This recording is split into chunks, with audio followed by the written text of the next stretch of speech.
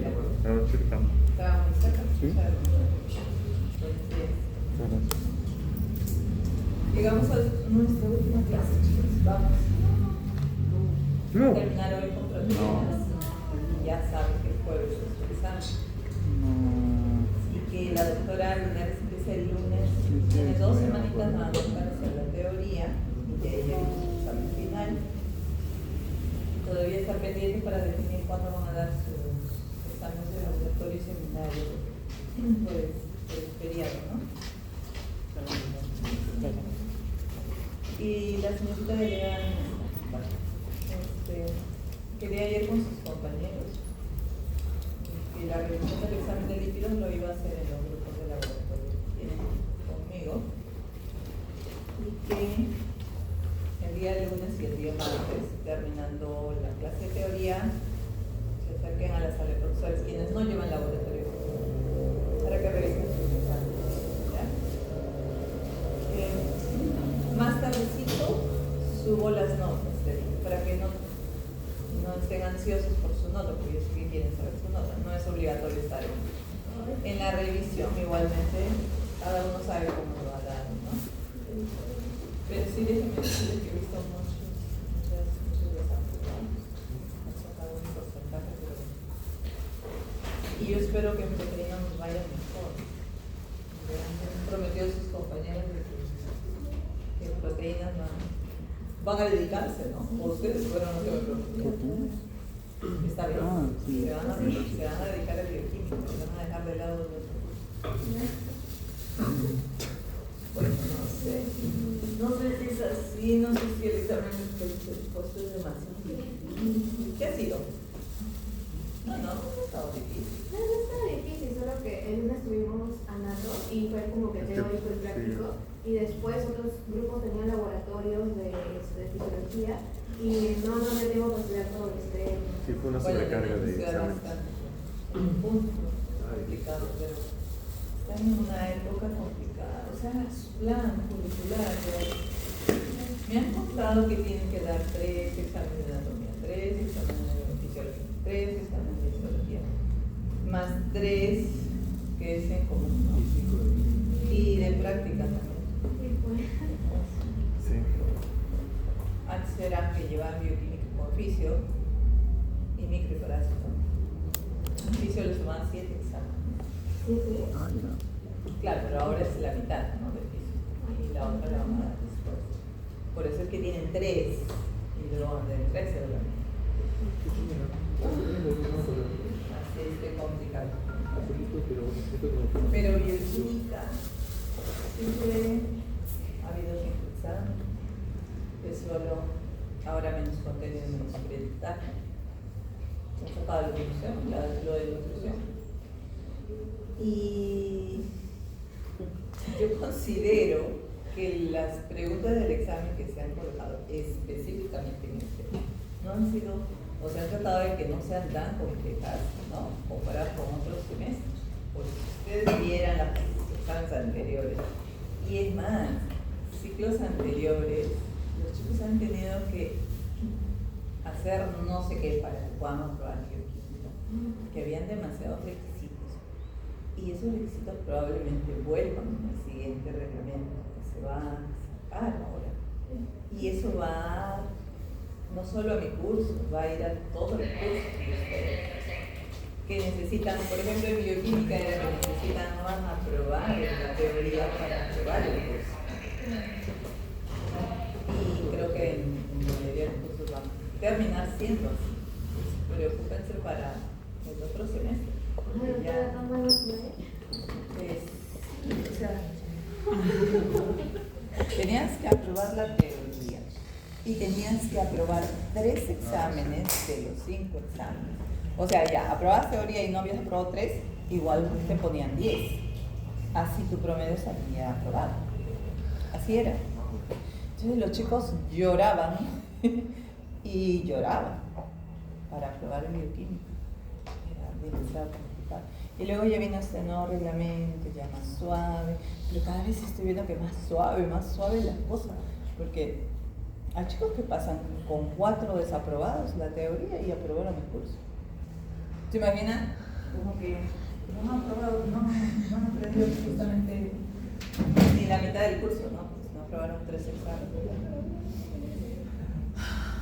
Bueno, ¿cómo hago mi examen el siguiente jueves? Bonito. Ah, sí, doctor. Lo del Uno regular.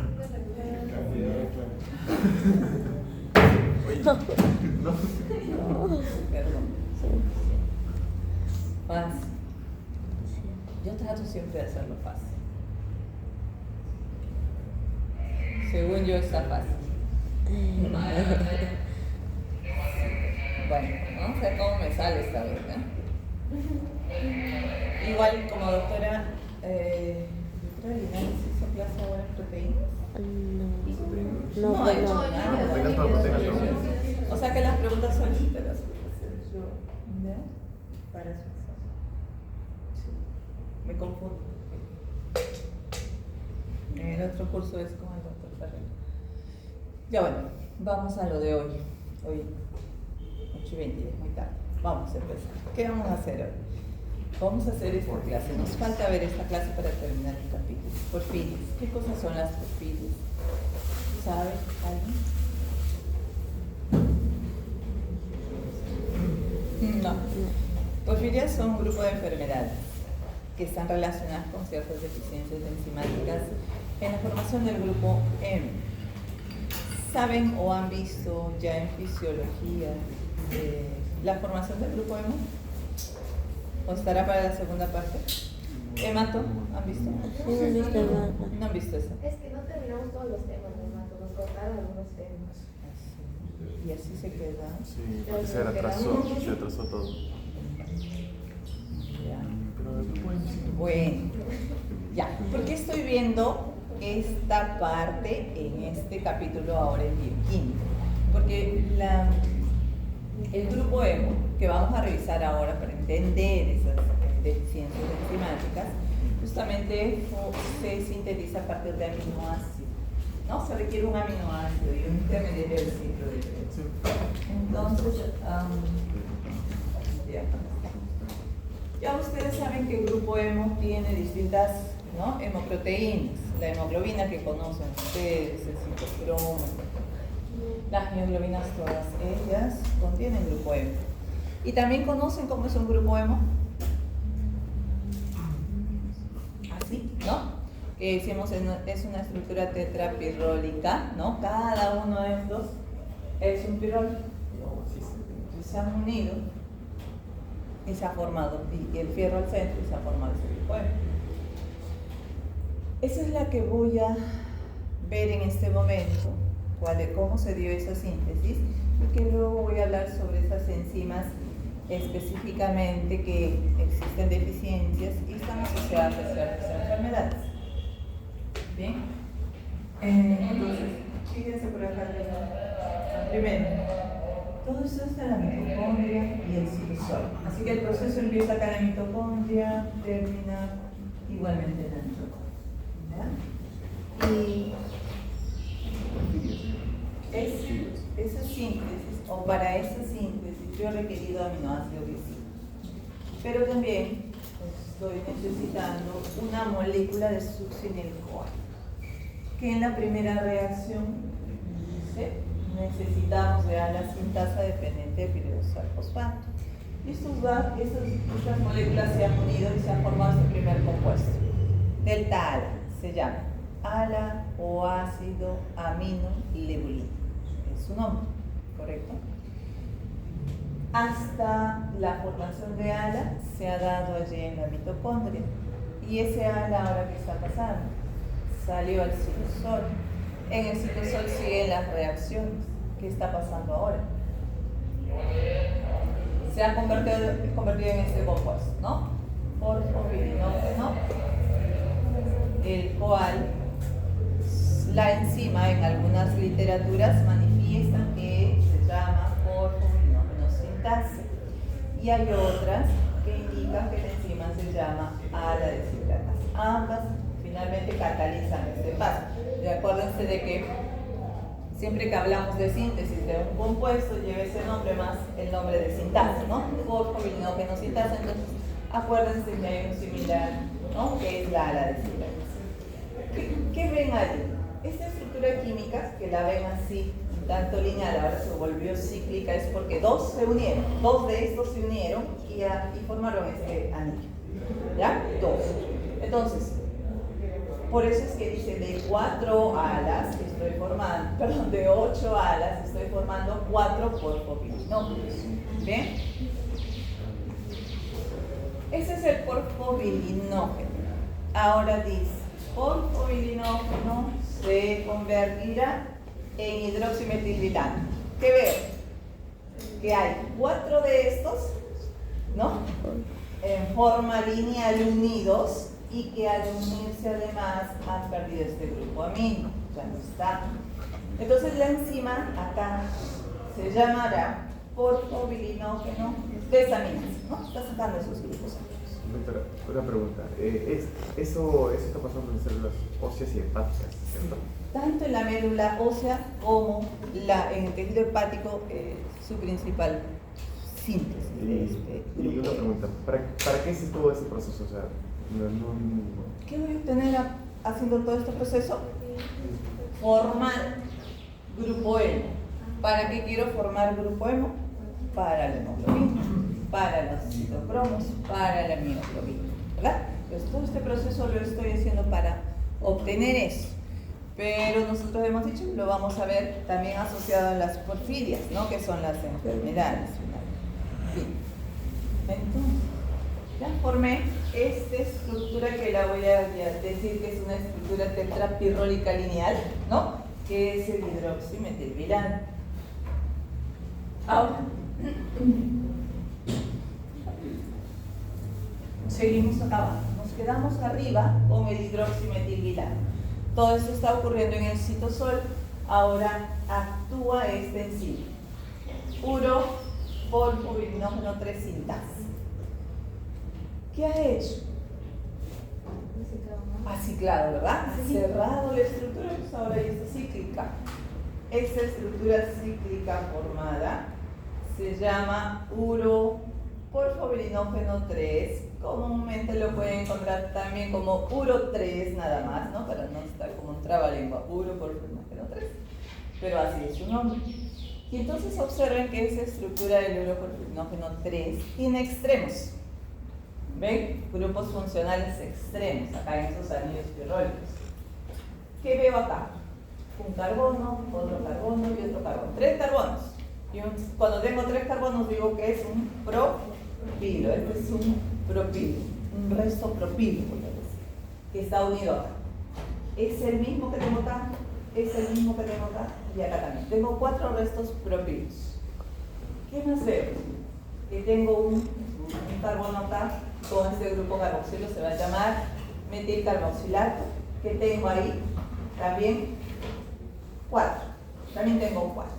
¿Por qué les menciono esto? Porque las demás reacciones que vienen tienen que ver con que la enzima va a estar justamente en ese nivel.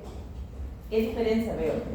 Este uro 3 y esta nueva estructura formada que es el coproporfobilinógeno 3. Que esos, ven que 4 grupos carboxilos que tenía acá arriba ya no están, ¿no? Ya salieron. Y eso quiere decir que la estructura se ha descarboxilado, ¿verdad? Entonces por eso requiero de este enzima, la uroporfobilinógeno 3 descarboxilasa. Y lo convirtió en coproporfobilinógeno 3, que se está formando en el citosol, pero que ahora está entrando hacia la mitocondria. ¿Entra por un transporte facilitador o tiene algún Acá, sí, sí hay. La bibliografía no menciona su nombre, pero tiene que dar un transportador que te pueda interesar. Porque en paralelo acá, además, no dice esta lámina, pero también se está formando otra isoforma de esta, que es el coproporfobilinógeno 1. Acá también, el 1. Pero ese no es el que termina formando ese grupo. ¿Ven? Bueno, ahora este que ingresó acá, copro 3. ¿Okay? Puro 3, copro 3, ¿sí? Puedo decirlo así, más. ¿Qué ha pasado? Fíjense de esta estructura de copro a protoporfobilinógeno 9.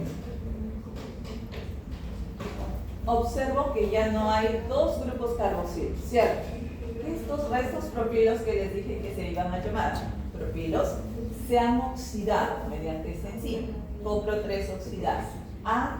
Estos se llaman ahora grupos vinilos, ¿ok? Por este doble enlace que tienen.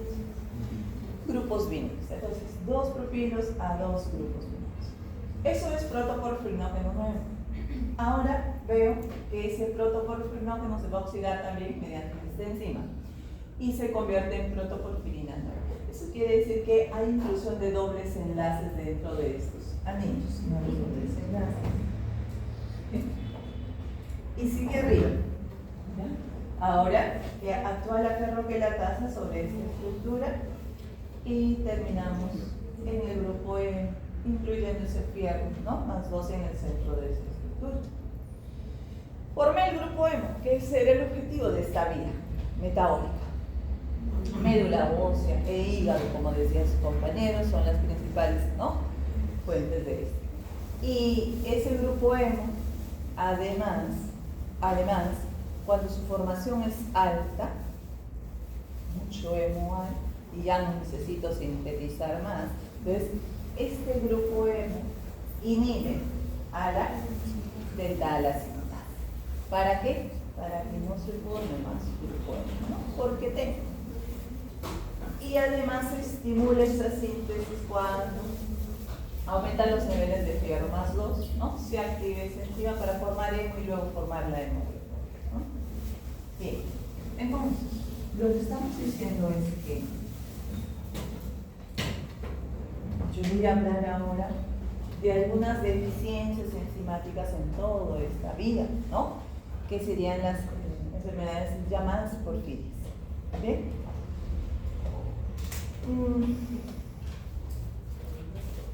¿Qué sucede acá? En estas enfermedades, cuando hay deficiencias enzimáticas, se empiezan a acumular los precursores, ¿no? O sea, dependiendo también de cuál enzima esté fallando, el sustrato anterior tendrá que acumularse. Y ese acúmulo de estas sustancias, sus precursores finalmente, son las que causan ciertas sintomatologías y por lo tanto de ahí vienen estas enfermedades o el nombre de algunas de estas enfermedades que vamos a ver ahora. ¿Qué síntomas voy a tener? Síntomas a nivel cutáneo, síntomas neuroviscerales, o puede ser que en algunas porfirias se produzcan ambas sintomatologías. Entonces vamos a explicar qué sucede y por qué. El primer grupo, en todo caso, son 2 porfirias que vamos a revisar, son los que van a causar síntomas neuroviscerales, ¿no? Atacan el sistema nervioso. ¿Cuáles son estas porfirias? Esta primera porfiria se llama porfiria aguda intermitente. Esta porfiria hay una actividad disminuida del porfobilinógeno desaminasa. ¿Nos acordamos de esta enzima en qué nivel estaba? Más o menos, ¿no? Ajá. A veces grupos de aminos no informaban, ¿no? Esa estructura tetrafirroica, este paso, acá. Falla o está deficiente en un 50% además, ¿no? Entonces no va a poder catalizar este paso. ¿Qué trae como consecuencia? Que el precursor se acumula. ¿Cuál es ese precursor? El porfobilinógeno. Pero no solo el porfobilinógeno empieza a acumular, sino también el ala, que es el anterior, se va a acumular. ¿Por qué? A ver, vamos a leer acá. Dice, la enfermedad comienza en el hígado, ¿ok? Y se manifiesta con un cuadro en el sistema nervioso. ¿Cuándo va a desencadenar esta sintomatología de esta porfiria? Cuando se tenga que utilizar más moléculas que en su composición tienen ese grupo E. Se supone que si está fallando, no voy a lograr formar ¿qué cosa? El grupo E, ¿verdad? Porque al final en eso termina. Entonces sucede lo siguiente, cuando se requiere metabolizar fármacos en el hígado, yo sé que utilizo el sistema del citocromo P450, no sé si lo saben, vamos a llevar fármacos recién, pero algunos fármacos para su metabolismo en el hígado necesitan de este citocromo. Entonces, fármacos barbitúricos, anticonceptivos orales, sulfamidas y el alcohol incluso requiere de este sistema, ¿no?, del citocromo P450. Entonces, eso va a desencadenar esa sintomatología finalmente porque no estoy formando adecuadamente ese grupo hemo en la cantidad que necesito por la deficiencia de esta enzima. Entonces dice, la concentración del hemo baja, disminuye, por supuesto, ¿no?, porque no está formándose o la actividad a los niveles de esta enzima. Y además dice, si la concentración del hemo baja, desinhibe a la ala sintasa. ¿Dónde estaba la ala sintasa? ¿Se acuerdan? De la primera, ¿no?, la que formaba el ala. Porque yo dije que este aumento de hemo inhibe esa enzima. ¿Para qué? Para que ya no forme más grupo hemo. Pero acá no hay suficiente, no hay quien inhiba en la misma o como se hace normalmente para que no siga formando ala y a su vez porfobirinógeno. Entonces empieza a acumular. Acá está, para entenderlo mejor. Estamos hablando en este paso, ¿no?, el paso de porfobirinógeno a hidroximetilviral. La deficiencia de esta enzima está causando de que el porfobirinógeno acumule, pero a su vez estábamos diciendo de que como está deficiente la enzima termina formando menos grupo hemo y yo requiero que ese grupo hemo a su vez inhiba la ala sintasa, pero acá al no inhibirla, ¿qué va a suceder? Va a formar más ala. Por eso hace que el ala se aumente y el porfobirinógeno también aumente, no se acumulen estos dos. Y ese aumento de estos dos son los que desencadenan toda la sintomatología de esta enfermedad. ¿Qué vamos a observar? Dolor abdominal por la acumulación del porfobirinógeno. Efectos neurotóxicos por el exceso del ala y además por la deficiencia de ese grupo hemo porque al final no se va a sintetizar en forma adecuada, ¿no? Presenta vómitos, hipertensión, taquicardia. Algunos pacientes presentan neuropatía motora que puede terminar en una parálisis respiratoria. El paciente se pone ansioso, con depresión, psicosis o convulsión también puede presentar. Y en el diagnóstico tenemos que dosar en una muestra de sangre, ¿no?, y ver cómo están los niveles de estos precursores, del ala y del porfobirinógeno.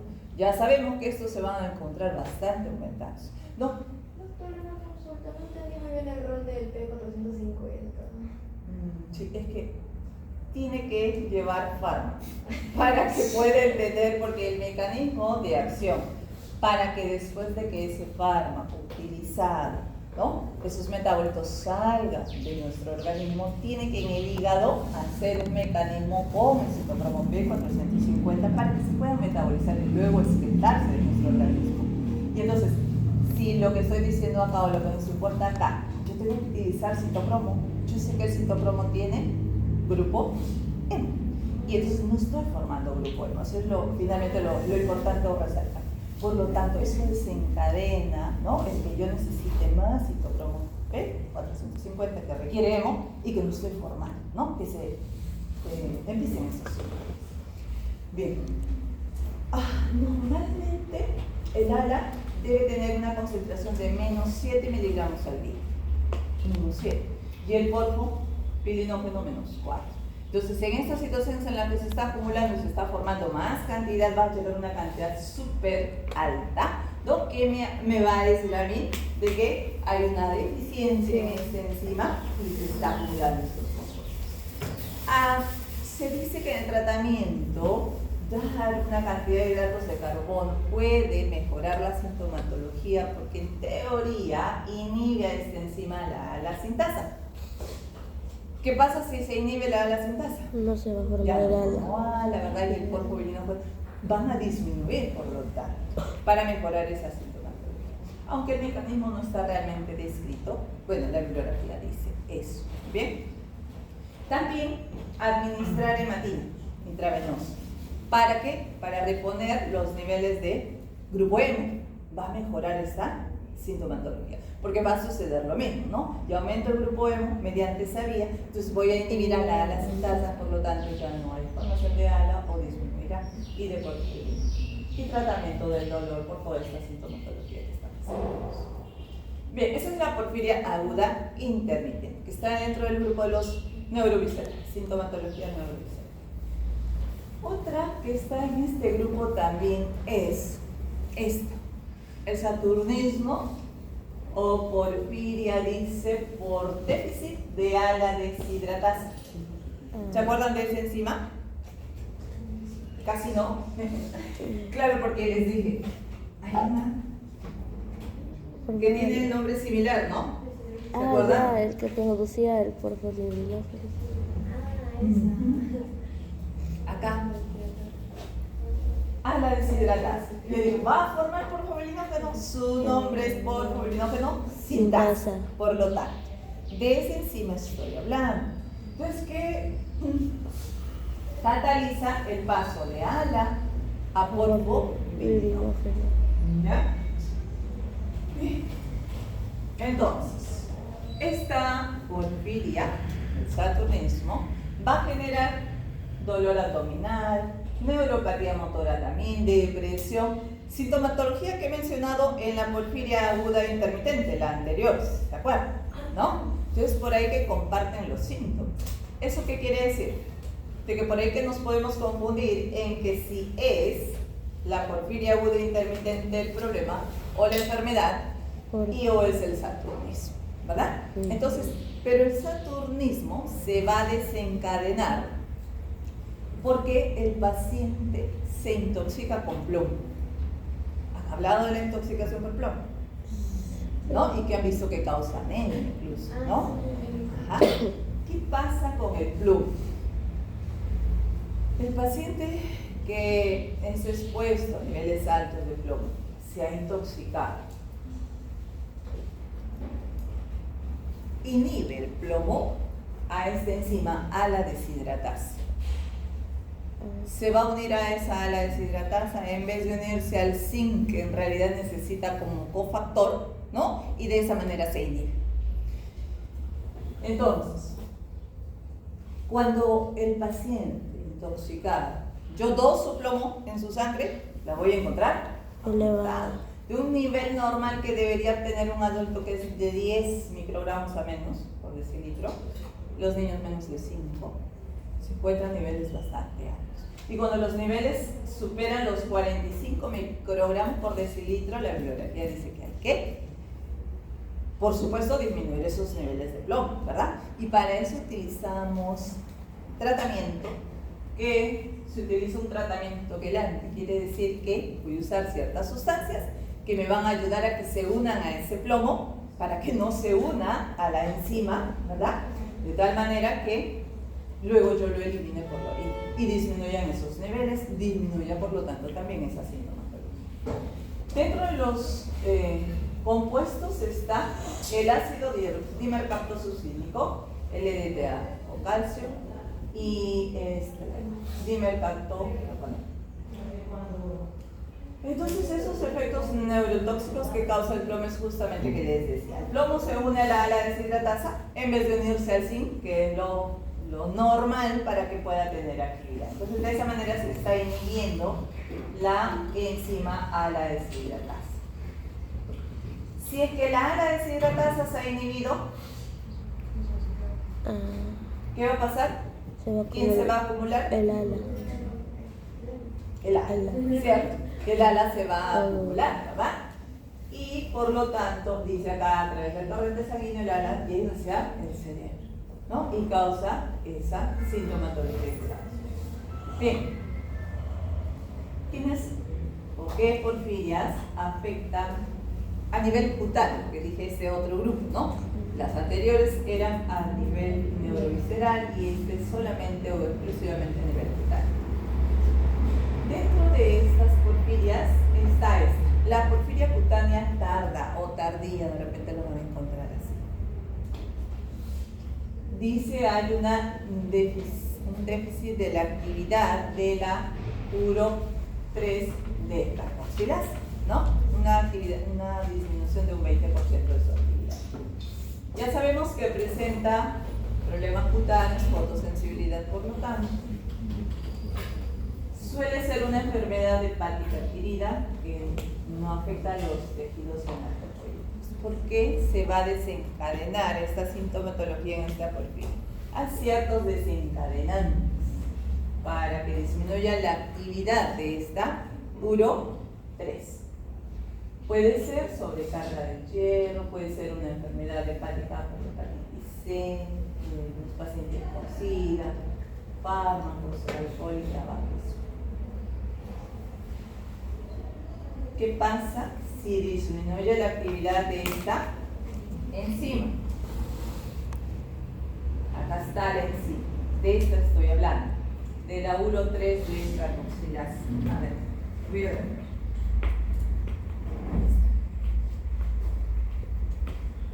Si ha disminuido esta actividad de esta enzima, quiere decir que el uro-3 no pasa a copro-3, ¿verdad?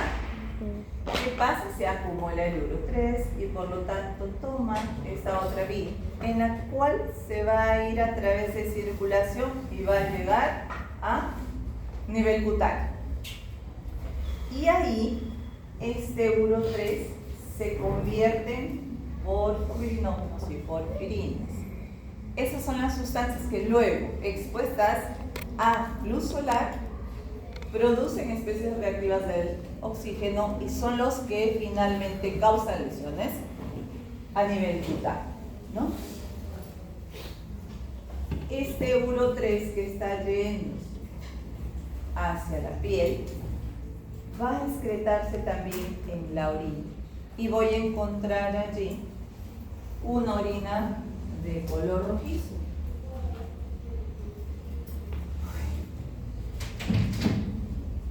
Bien. Se supone que acá también está sucediendo lo mismo, que no estoy formando mucho grupo hemo y por lo tanto también la inhibición va a estar reducida de esta primera enzima, ¿no? La ala sintasa.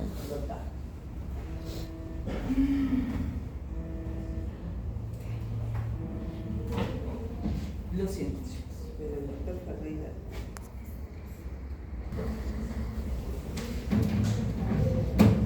Ya. ¿Se me perdí? La orina roja. Ya, entonces, a ver, ¿qué más? Lesiones en la piel que se van a presentar en esta porfiria cutánea tarda, tardía. En los análisis de laboratorio que voy a encontrar, voy a dosar uroporfirinas, porque estas aumentan, porque se están acumulando, porque además voy a observar que estas uroporfirinas se van a convertir en otros metabolitos que se van a excretar en la orina y que estos metabolitos conservan 8 grupos carboxilos, puedo encontrar con 5, 6 y 7 grupos carboxilos. Entonces yo los puedo detectar en la orina. Eso quiere decir que a mí me dice que la deficiencia es sobre esta enzima descarboxilasa, ¿no?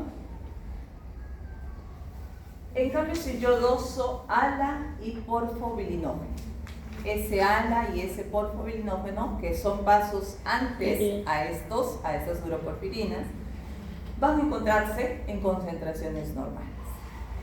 ¿Bien? Dentro del tratamiento se sugiere, obviamente, la función hepática es lo primero que tenemos que regular, y luego, al causar esas porfirinas, problemas o lesiones cutáneas, es importante que el paciente no se exponga al sol y también utilicemos bloqueadores solares. ¿Bien? Y también la administración de beta-caroteno, al ser un antioxidante, puede mejorar esa sintomatología.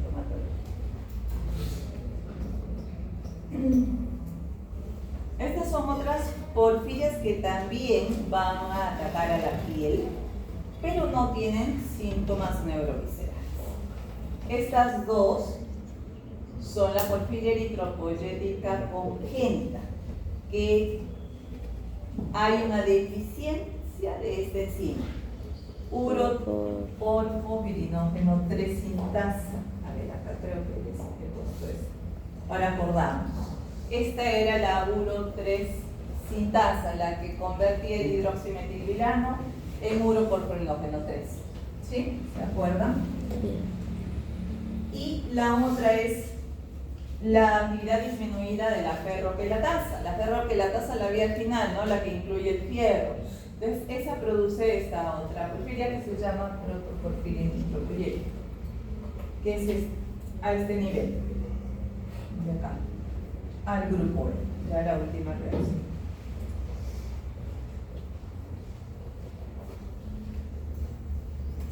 Y esas son las que van a producir ambas sintomatologías, neuroviscerales y también aritméticas.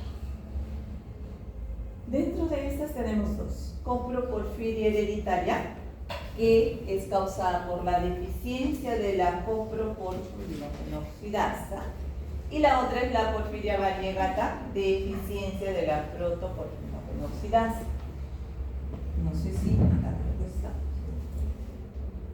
ya, para ubicarnos. Hablo de la deficiencia de esta enzima, quiere decir que acumula protoporfirinógeno 9. Hablo de la deficiencia de esta enzima, quiere decir que va a acumular el copro 3, ¿correcto? Esta acumulación de estos precursores, tanto del protoporfirinógeno 9 como del copro 3, inhiben por retroalimentación a esta enzima. ¿Se acuerdan de esa enzima? Porfobilinógeno desaminasa, el cual acumula el porfobilinógeno. Esa enzima era la que producía la porfiria aguda intermitente, que ya vimos hace rato, ¿ya? Así que como que la sintomatología neurovisceral va a ser la misma para estas porfirias. Ahora, los porfobirinógenos que se están acumulando en estas dos porfirias también van a hacer lo mismo, que se van a ir a la piel y que luego se van a exponer a la luz solar y van a causar estas especies reactivas del oxígeno, muy similar a lo que hemos visto en la porfiria cutánea TAC, ¿no? Que vimos hace un momento. Muy bien. Ahí se acabaron las porfirias por la deficiencia de estas enzimas que hemos visto. Y ahora tenemos que ver este otro tema, que es nuestro último tema ya, y que además vamos a realizar en el laboratorio de la siguiente semana. Justamente vamos a dosar bilirrubinas, así que vamos a entender un poquito para que puedan hacer la siguiente práctica. ¿Por qué estoy viendo este tema acá? Porque ya vi cómo se formó el grupo hemo, y yo sé que las bilirrubinas, ¿de dónde se forman? En el hígado. ¿En el hígado? ¿De dónde viene? Primero, no dónde, sino de dónde viene. La bilirrubina. Ajá. ¿Y en esos eritrocitos qué hay? Hemoglobinas, ¿verdad? La hemoglobina viene justamente de este grupo hemo, que yo acabo de ver cómo es que se formó y hemos hablado de algunas enfermedades. Entonces, vamos a entender ahora esta parte. Bien. El 80% de esa bilirrubina que se forma en nuestro organismo viene justamente de este grupo hemo, la mayor cantidad. El resto viene de otras hemoproteínas que también conocemos, ¿verdad? Así que mi glóbulo rojo, que dice su compañera, cumple su tiempo de vida media. ¿Cuánto es? 120 días. Es normal que se hemolice y se degrade, correcto. Así que de ese grupo hemo es que, ¿y cómo es ese grupo hemo? Ya ustedes estudiaron globinas, y que cada globina tiene un grupo hemo en su estructura, ¿verdad? De allí el sistema retículo endotelial es el que se encarga de fagocitar a ese glóbulo rojo y degradar todo ese contenido, y va a realizar estas reacciones para obtener bilirrubina. ¿Qué tengo? El grupo hemo, pero tengo las globinas que también, ¿no? Las globinas que son aminoácidos tienen que degradarse y esos aminoácidos se reutilizan. El fierro también, ¿no? Pero de este grupo hemo llego a formar la bilirrubina. que mediante la enzima hemoxigenasa la estructura se abre, como ven acá, se abrió acá, ¿sí? Y que luego se reduce, ¿no? Mediante la biliverdina reductasa. Se redujo este doble enlace a un simple enlace, eso es bilirrubina. Ya esa bilirrubina la conozco como bilirrubina indirecta, bilirrubina no conjugada, puedo decir, ¿no? ¿Y qué pasa con esa bilirrubina? ¿A dónde tiene que irse? ¿Alguien me dice?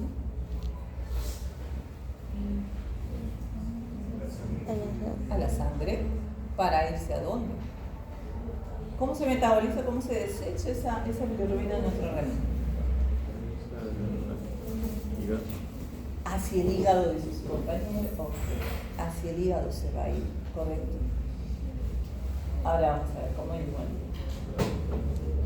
Esa bilirrubina que estamos viendo que se acaba de formar es una bilirrubina insoluble al agua. La no conjugada es insoluble y por lo tanto, por circulación no puede viajar. ¿Sí? ¿Quién la acompaña? La albúmina. Necesitamos de albúmina para que esa albúmina lleve a esa bilirrubina a través de circulación y llegue hacia el hígado, que me han dicho, ¿no? Tiene que llegar hacia el hígado. ¿Para qué tenemos que llevar esa bilirrubina hacia el hígado? Para que se dé un proceso denominado conjugación de la bilirrubina. ¿Ok? ¿Qué cosa es la conjugación de la bilirrubina? Esa bilirrubina libre, indirecta o no conjugada, que les he dicho, que vimos cómo se formó, se tiene que conjugar con ácidos glucurónicos, o sea, se tiene que unir a dos ácidos glucurónicos y formar el glucurónido de bilirrubina o bilirrubina conjugada. ¿Ven? Entonces todo este proceso hemos visto hasta el momento. El glóbulo rojo fue fagocitado. Del grupo hemo es que a través de hemoxigenasa hemos abierto esta estructura a biliverdina, salió el fierro y luego se redujo a bilirrubina, libre o indirecta, que luego hemos dicho se tiene que unir a la albúmina para que viaje por circulación y llegue al hígado. Y en el hígado se debe conjugar. Si bien es cierto, les he dicho que requiero de ácidos glucurónicos para esa conjugación, hay también una enzima que necesito allí. Y la enzima que no se van a olvidar es esta, UDP-glucuroniltransferasa, ¿correcto? Porque hay varios problemas a ese nivel que falla la conjugación de la bilirrubina y empieza a acumular la bilirrubina indirecta. Ok.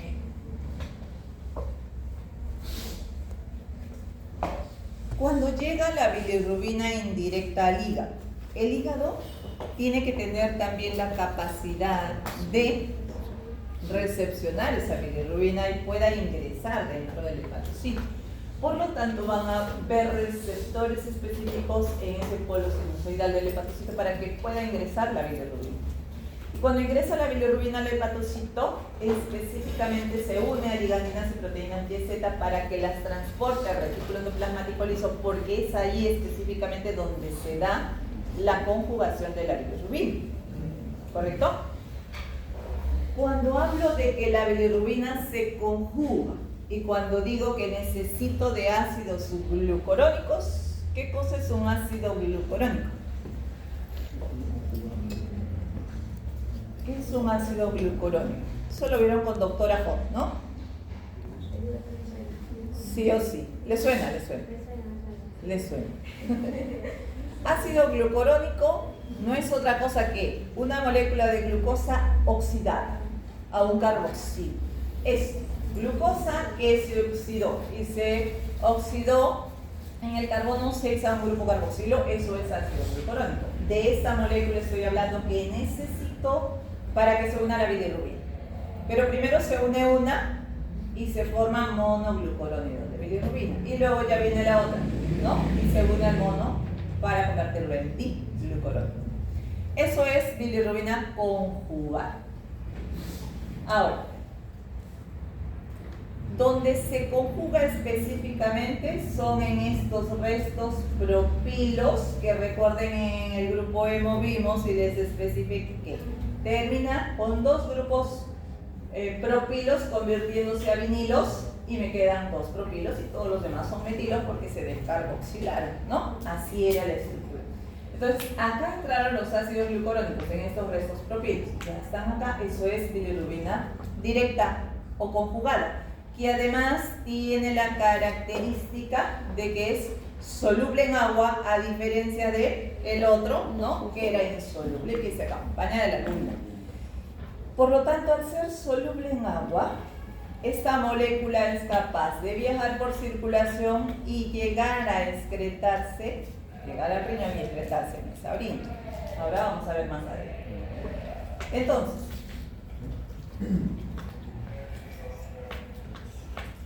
luego de que mi bilirrubina se conjuga acá en el hígado, eso es lo que hemos dicho, ¿no? Se conjugó en el hígado, ya se conjugó.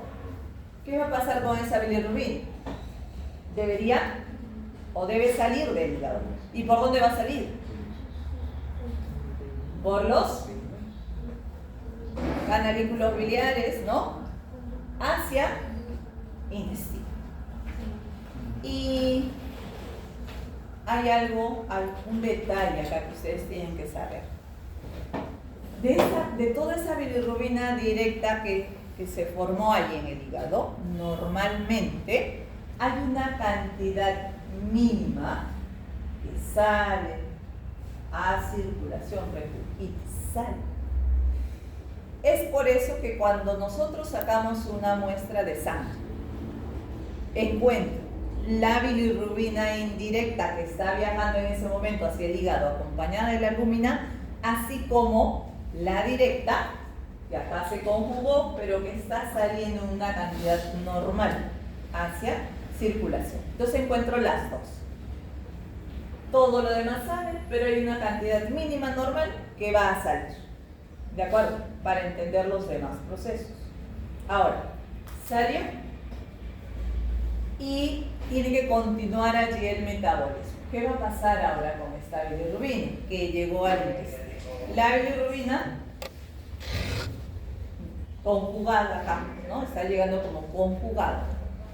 Las bacterias intestinales deben desconjugar.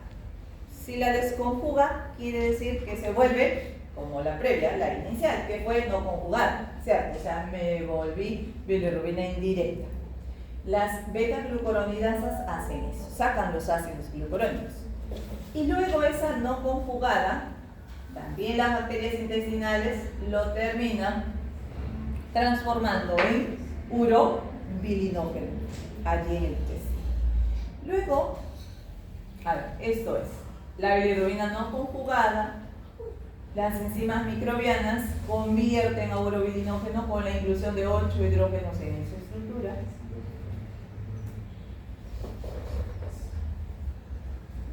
De toda la cantidad de urobilinógeno que se formó, de toda esa cantidad es un 20% que se va a reabsorber. 20%. ¿Ok? Y de ese 20% es más o menos un 15% que se va a ir hacia el riñón y es un 5% que regresa hacia el hígado también. ¿Qué pasa con este urobilinógeno que llegó a la orina? Se oxida a urobilinas. ¿Y qué cosa es la urobilina? Un pigmento que va a dar el color característico a mi orina, ¿no? Ese color ligeramente amarillo lo da la urobilina.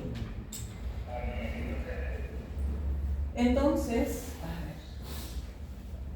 ese urobilinógeno en el riñón se está convirtiendo en urobilinas, ¿no? Que es lo que acabo de decir. Pero hay un 80% de urobilinógeno que se está quedando allí en el intestino. Y ese urobilinógeno allí en el intestino se convierte finalmente en estercobilinas, otro pigmento que dará la coloración a mis heces. Por eso el color característico que yo observo en esas heces. Un color normal, porque cuando hay una alteración y se forman más estercobilinas, mis heces por lo tanto van a ser más oscuras también, ¿no? Y eso vamos a verlo más adelante. Entonces, hemos visto todo eso, que la urobilina, el urobilinógeno que quedó acá en el intestino se convirtió a estercobilina, pero primero pasa por estercobilinógeno y allí por estercobilina, o hay también paso directo a estercobilina. El urobilinógeno también como tal puede excretarse en esas heces, tal cual. Y el urobilinógeno que se reabsorbió y que llegó al riñón, hemos dicho que se convierte en urobilinas. Pero también ahí en las orinas el urobilinógeno sale tal cual por esa orina, sin convertirse en urobilinas. ¿Ya? Entonces, el color de las heces depende mucho del nivel de bilirrubina en el cuerpo. Sí. Porque de ahí va a venir a formarse ese compuesto. Y ahora vamos a entrar a la ictericia prehepática para ver que en ese momento voy a tener unas heces mucho pigmentadas, porque viene desde arriba, desde el aumento de la bilirrubina que se está formando. Vamos a terminar esto para... antes que me olvide, porque les decía que el urobilinógeno, si bien he dicho que se convierte en urobilinas en esa orina, hay una parte que no es transformada y se excreta tal cual por la orina. Ahora, ese urobilinógeno que sale por la orina es una sustancia que no le va a dar color a esa orina. El urobilinógeno es incoloro, así que no da color a la orina. Y eso para cuando vea formación aumentada de urobilinógeno que sale por esa orina. ¿Ok? Vamos a ver entonces y analizar cada una de estas situaciones, porque ahora tenemos que ver las ictericias. ¿Las ictericias qué son?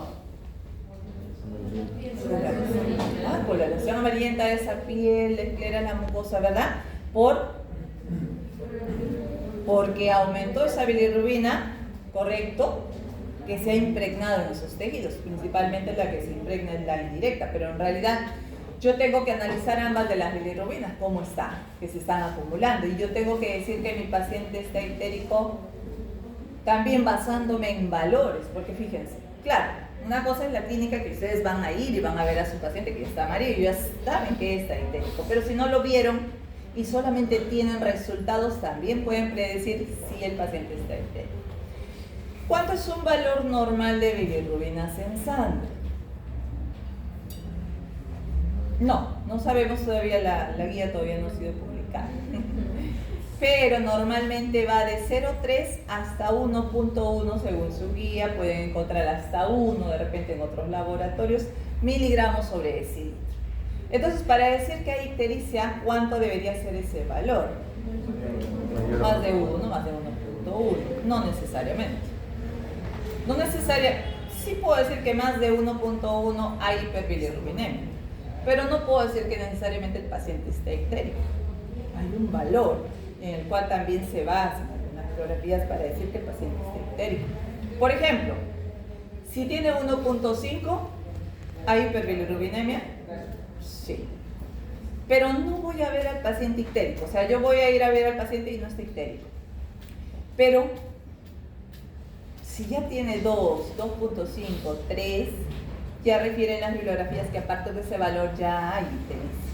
Entonces, si yo tengo un paciente que presenta un nivel de bilirrubina de 5 miligramos sobre decilitro, ya hay ictericia. Yo ya, viendo ese resultado, sé que voy a llegar a ver al paciente y sé que lo voy a encontrar ictérico, ¿no? Las ictericias pueden ser a nivel prehepático, pueden ser a nivel hepático o pueden ser a nivel posthepático. Vamos a analizar cada una de ellas, ¿ok? Y de ahí viene lo que estábamos hablando con Alarcón. ¿Usted? Alea. La primera, que es la prehepática. Si hablo y digo que es una ictericia prehepática, yo ya me imagino que el problema es con la bilirrubina antes que llegue al hígado, ¿cierto? Y eso puede ser, si yo sé que esa bilirrubina viene del grupo E, de esa hemoglobina, de ese eritrocito, entonces yo ya sé que hay una mayor producción de esa bilirrubina a ese nivel, que probablemente haya sido por una hemólisis aumentada, ¿no? Puede ser un problema autoinmune. Puede ser que los hematíes estén estructuralmente anormales y por lo tanto también haya más formación de bilirrubina. Degradación de sangre extravasada y alteraciones genéticas en la captación de la bilirrubina también puede ser para que la indirecta acumule. Entonces, en todas estas situaciones, la bilirrubina está aumentada, viene desde arriba aumentada, y yo saco una muestra de sangre y mi bilirrubina indirecta va a estar aumentada. Veamos acá. Esto va a pasar. Consecuencia de todo esto, ¿qué va a pasar? Mayor hemólisis, mayor formación de bilirrubina no conjugada. Más bilirrubina viajando por circulación acompañada del albúmina, ¿correcto? Más está llegando al hígado. Más conjugación, más formación de bilirrubina directa en el hígado. La directa saldrá al intestino aumentada también, aumentada. Y en el intestino ya sé que sí, se tiene que desconjugar, convertir a urobilinógeno, ¿verdad? Y ese urobilinógeno se reabsorbe, una cantidad se irá al riñón, al hígado, y lo que queda, el 80%, sigue el trayecto, y como está aumentado desde arriba, más estercobilinas voy a formar. Y en esa situación, entonces es lo que Aliaga dice. Entonces se formará el color de esas heces, ¿no? Que sean más oscuras, es porque, por supuesto, se formó más bilirrubina desde arriba. ¿Correcto?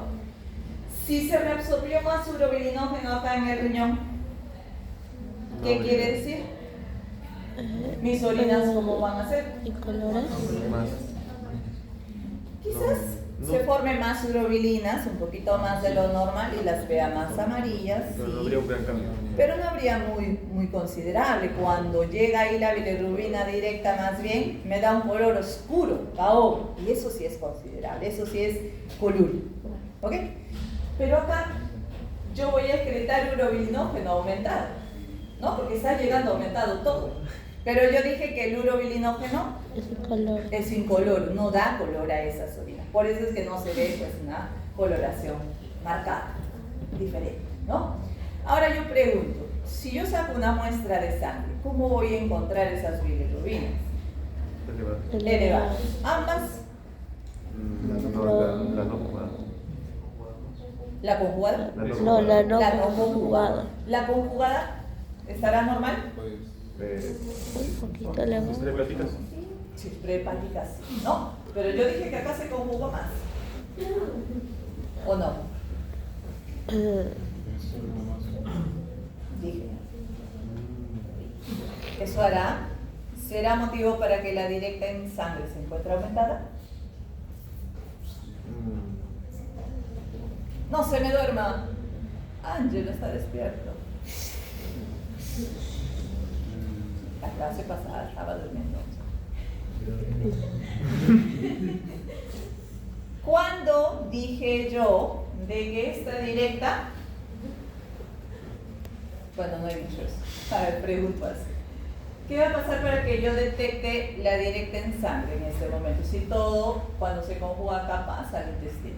Yo dije que hay una cantidad normal que debe irse, ¿no? Hacia circulación, de ahí del hígado nada más, reducir. Normal, una cantidad normal. Acá también va a suceder lo mismo. ¿Por qué? Porque no hay nada que obstruya la salida de esa bilirrubina. Solamente cuando hay algo que obstruya, aquí en el hígado o fuera del hígado, hará que esa bilirrubina se empiece a acumular y por lo tanto en ese momento nada más a circulación llega a aumentar, cosa que no está sucediendo, ¿ok? Porque esto que aumentó acá sale también en cantidades aumentadas hacia el intestino, entonces no acumula. Por lo tanto, en esta ictericia prehepática hay indirecta, solamente indirecta aumentada y la directa normal, ¿ya? También se pueden formar cálculos de bilirrubina por una enfermedad hemolítica, es la prehepática. Y la ictericia intrahepática ahora. Ya se supone que la bilirrubina está llegando al hígado, ¿no? Llega en cantidades normales, ¿ok? Ha habido una hemólisis normal, está llegando normal hacia el hígado, y en el hígado hay algún problema. ¿Qué problema puede haber?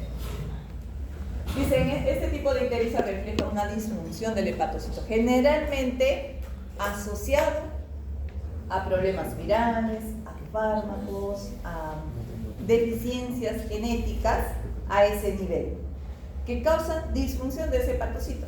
Si ese hepatocito no está funcional, va a fallar tanto la conjugación y va a fallar también la excreción. ¿Ok? Ambos. Virus, ya mencioné, problemas genéticos, virus y fármacos. Pero también es una ictericia intrahepática en los recién nacidos. La ictericia fisiológica del recién nacido. Fíjense. Dice una ictericia transitoria y es frecuente. ¿Han visto en los niños que nacieron prematuros que muchas veces son sometidos a fototerapia, ¿no? Es justamente porque su bilirrubina ha aumentado y dentro del tratamiento está someterlo a fototerapia. En estos niños hay una destrucción masiva de esos eritrocitos, puede ser, o puede ser también que la enzima propio de esa inmadurez no logre conjugar correctamente a la bilirrubina. Lo conjuga, pero no en cantidades adecuadas. Y por lo tanto la indirecta se empieza a acumular, ¿verdad? Y ese acúmulo de esa bilirrubina indirecta es tóxica, principalmente para los niños van a causar neurotoxicidad y van a causar encefalopatías y van a causar lo que es el carnitis. Entonces, ¿cuáles de las bilirrubinas yo voy a ver acá aumentadas? La conjugada y la no conjugada, ambas. Por estar disfuncional el hepatocito, no va a poder salir la bilirrubina adecuadamente. No quiere decir que no salga nada. Sale, pero se está acumulando. Y si se está acumulando, ahí en ese momento sí llega a circulación más cantidad. Entonces en esa muestra de sangre voy a encontrar acumulado. Cuando hablamos de que el niño es sometido a fototerapia, quiere decir que en esa luz que estoy pasando a este niño, la idea es que yo pueda isomerizar estos compuestos a esta bilirrubina en pigmentos que sean más solubles, porque yo sé que la que se está acumulando es la indirecta, ¿correcto? Entonces la indirecta sé que es insoluble, de tal manera que así como indirecta no puede llegar hacia el riñón y excretarse en esa orina porque sigue unida al albúmina, de tal manera que la luz ultravioleta que estamos colocando allí está convirtiendo esa bilirrubina indirecta en pigmentos que sean más solubles, cosa que puede terminar en el riñón y se puede excretar en esa orina.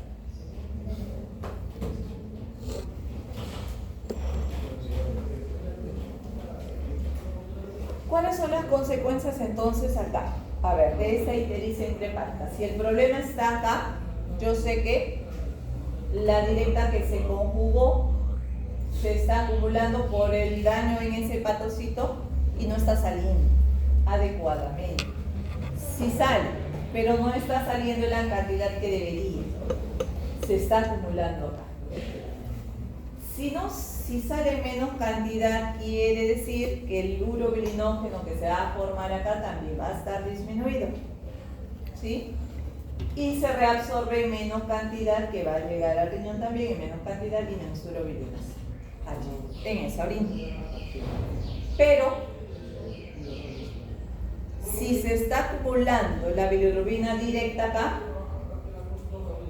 y está llegando a circulación aumentado, quiere decir que al ser hidrosoluble va a llegar hacia el riñón y se va a excretar en esa orina. Y esa presencia de esa bilirrubina en esa orina es la que me va a dar esa coloración a esa orina. No más amarillenta, más bien da un color oscuro. Ahora vamos a ver esa orina, ¿ok?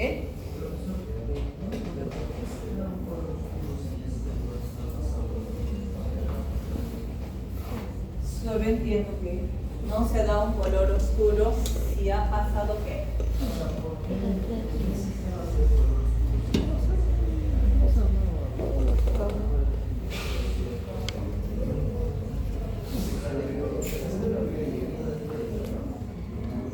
Ay, no.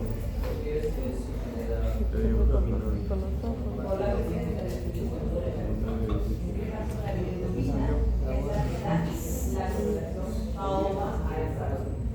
Ya no la urobilina que llega allí, no el urobilina que sabemos que es, sino la presencia como tal, es la que da. No, no sé. Ahí no dice, ¿no? Pero bueno, acá hay bilirrubina en eso. Ya, la otra ictericia, la poshepática. Poshepática. Llegó mi bilirrubina normal al hígado, en el hígado se conjugó porque no hay ningún problema. Y la bilirrubina yo sé que del hígado tiene que salir por los conductos biliares hacia el intestino. El problema es ya cuando salió la bilirrubina del hígado. Y ahí en esos conductos biliares hay algo que lo obstruye la salida. Pero acá sí es totalmente obstructivo, o sea, no va a salir bilirrubina. Dice, causada por obstrucción de ese árbol biliar, se acumula la directa y ácidos biliares en plasma. Presenta heces de color pálida. A ver, ¿quién me explica por qué esas heces de color pálida? Por el acúmulo de uro. Ah, no, claro. ¿No hay formación de qué? De uro. Urobilinógeno y al final estercobilino, ¿no? No hay, porque no salió. ¿Qué más? Y urobilina se cae. Bueno, presenta orina de color oscuro, ¿por qué? Porque hay un aumento Bueno, ahí de... dice. Ahí dice. Ah, Ahí dice, pero no lo lean. A ver, dígame por qué, piensen por qué. porque la urobilina, no, la conjugada se va a acumular. Ajá, y la se va a conjugada se dirigir está al... acumulando en el no está, intestino. bueno, está saliendo, pero se está acumulando finalmente por esa obstrucción, ¿verdad? Entonces llegará a circulación en mayor cantidad y viajará hacia el riñón y se excretará en esa orina. Presencia de bilirrubina en la orina, ya sé que me va a dar un color oscuro o caoba en esa orina. Dígame. En la ictericia hepática también se ve esas pálidas. ¿Palidez? No. Ah, En la ictericia ¿en hepática. la hepática Ajá. o la poshepática? Hepática. No, en la hepática, ¿qué cosa? ¿Se ¿Cómo? ve qué me dice? Esas pálidas. Ah, ese es pálido, ya. En la hepática no es totalmente obstructiva. Si bien es cierto, se acumula la directa, sí sale. Y sí forma urobilinógeno, cantidades menores, pero sí. ¿Ok? No son pálidas como tal, como sí se observa en la obstructiva, no. ¿Ok? Porque sí hay formación de urobilinógeno. Bueno, entonces, no hay urobilinógeno ni urobilina en las orinas, ¿no? Porque, claro, no salió, no formó urobilinógeno. Se acumulará acá sí o sí la directa, ¿no? Se está acumulando esa. La indirecta la encontraré normal. Entonces estamos hablando de esto, que la directa ya salió del hígado, ya acá en el conducto biliar está obstruido, que puede ser un cálculo, que puede ser un tumor, que no permita que salga la directa. Si no salió, no formó urobilinógeno, no se reabsorbió y no se fue al riñón tampoco, no hay urobilinas. Entonces mis orinas no es que van a ser pálidas ni nada, ¿no? Sino que al acumularse la directa llega a circulación aumentada y termina en el riñón y excretándose en esa orina. Y es, ya sabemos, la presencia de bilirrubina que da ese color al agua. Entonces, ¿por qué dice Aliaga que va a ser esas heces pálidas? Porque si no llegó directa al intestino, no formó urobilinógeno, no formó estercobilinógeno, no formó estercobilino. Y acá sí mis heces se van a ver pálidas, blanquecinas. Hay análisis en el laboratorio que también van a aprender de que puedo detectar presencia de urobilinógeno en la orina o presencia de bilirrubina en esa orina, que ayudaría a entender mejor cuál es el problema. En estas ictericias hay distintas enfermedades relacionadas con cada uno de estos niveles. Al prehepático, que ya yo sé que es por una hemólisis aumentada, puede ser un problema autoinmunitario, puede ser una anemia hemolítica, por ejemplo, ¿no? En la intrahepática hay varias cosas que pueden suceder, desde, dijimos, infecciones por virus, ¿no? Por fármacos. Hay errores congénitos acá relacionados con todos estos síndromes que causan deficiencias sobre la glucuroniltransferasa de diferente grado y ocasionando también una ictericia intrahepática. Errores congénitos, autoinmunitario que hemos mencionado, lo neonatal que también vimos, ¿no? Está dentro de esto. Y en la poshepática, principalmente allí un problema de litiasis, tumores o cáncer hacen que obstruya ese árbol biliar y por lo tanto acumule la leche. A ver, vamos a analizar este y otra lámina y ahí acabamos. Sí, estamos en tiempo. A ver, niveles normales de bilirrubina. Yo les dije que va de cuánto a cuánto. De 0,3 a 1,1. Pero específicamente la directa, dígame. Ya vamos a acabar la clase recién. Prenda, por favor, si me dice. O solamente quiere que apague esta parte. Apagar, ¿ves? Todo. No, es de acá. Al revés, ¿no? Ahí sí, Ajá. Dos láminas faltan. Yo creo que acaba de llegar. ¿Qué pasó? Es verdad. Yo creo. Sí, porque hasta un bostezo he escuchado. Imagínense. Eso ya es falta de respeto, pero bueno, ahí lo dejamos. A ver, se supone que les dije que los valores van de 0,3 a 1,1, pero como directa y como indirecta, los valores serían de 0,1 a 0,4 y de indirecta de 0,2 a 0,7. Si ustedes suman, va a salir lo que les dije de la total, porque les he dicho 0,3 a 1,1, ¿no? Eso es. Tiene que ser la suma de las dos. Normalmente, en la orina hay presencia de urobilinógeno, porque les dije que tal cual, sin oxidarse urobilina, saldrá. Y lo normal es que haya hasta 4 miligramos. Normalmente, en la orina no debe haber bilirrubina, y la única que llega ahí es la directa. Correcto, no va a haber. Y también al nivel fecal hay una cantidad de urobilinógeno que les dije va a excretarse y está en este rango, hasta 280 miligramos. Eso es lo normal. Pero si hablamos de una anemia hemolítica, ¿qué tipo de ictericia estamos? Prehepática. Que yo sé que en la prehepática, quien aumenta solo será la no conjugada, ¿verdad? Y eso es porque se formó mucha bilirrubina. Y consecuencia de todo ello es que al final yo tenga más urobilinógeno formado, reabsorbido y excretado en esa orina en forma incrementada también. Bilirrubina en la orina en esta prehepática no debe haber. Dijimos que se forma más, pero también se excreta toda la cantidad que se conjugó.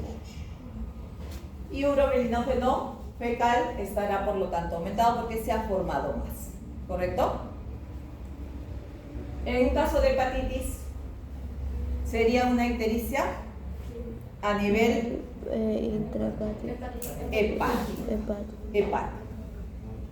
Si el problema es ahí, dijimos, las bilirrubinas que aumentan van a ser ambas, ¿verdad? Porque la disfunción de ese hepatocito causa problemas en la conjugación y en la excreción, que sí secreta o excreta, pero menos de lo normal.